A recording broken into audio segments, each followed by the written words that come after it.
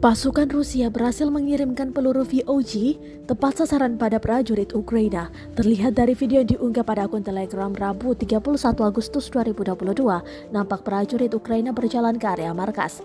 Namun pasukan Ukraina terhenti pergerakannya saat dijatuhi peluru VOG hingga terpental jauh. VOG beroperasi dari udara, mampu mengintai pada titik terjauh dan menjatuhkan peluru tepat sasaran.